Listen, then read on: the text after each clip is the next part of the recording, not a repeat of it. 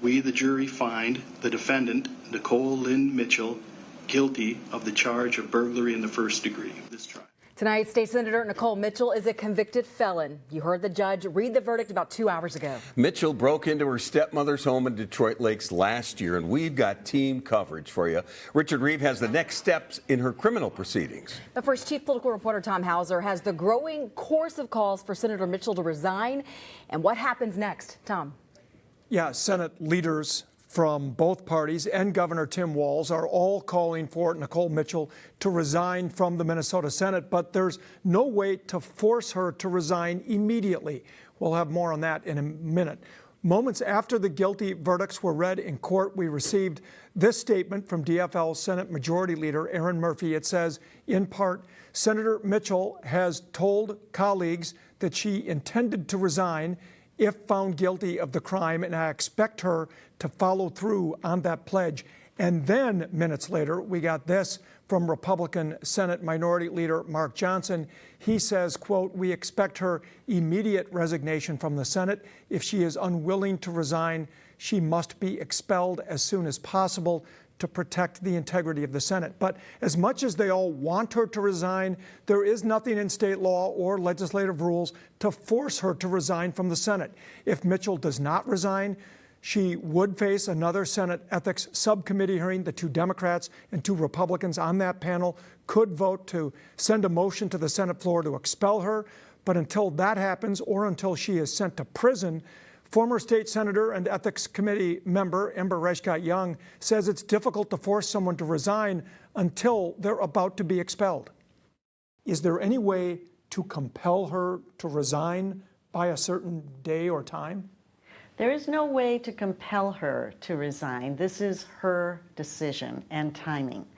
And I agree that she should resign at this point. There has been a conviction by 12 people in the jurisdiction that she is convicted of a felon.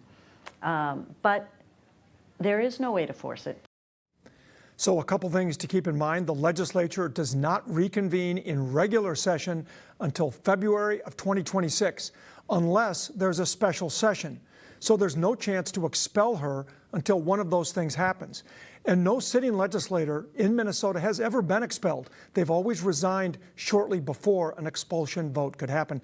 So what I'm saying is she can voluntarily resign at any time, but there is nothing to force her to resign until she's about to be expelled or perhaps on her way to prison. Okay, that is Tom Hauser. Thanks, Tom. And now here's Richard Reeve with what happens next in Senator Mitchell's criminal case. Rich.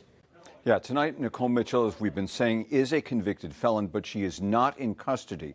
Immediately after the 2 guilty verdicts were read, prosecutors asked the judge for Mitchell to be taken into custody. The judge denied that request, saying Mitchell has remained compliant through the court process. Now, both the prosecutor and defense attorneys shared their reaction outside the courtroom.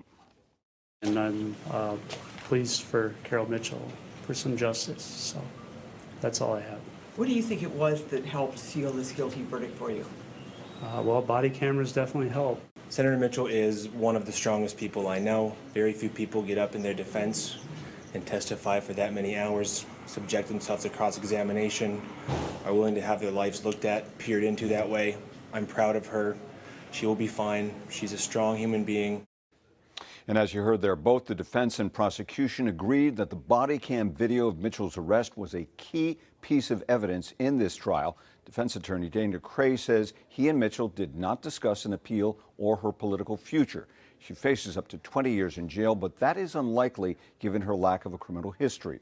The sentencing date has not been yet set, but of course we'll stay on top of it, Lindsay. All right, we will. Thank you, Rich. And of course, 5 Eyewitness News will continue tracking the fallout from today's guilty verdict in Senator Mitchell's trial.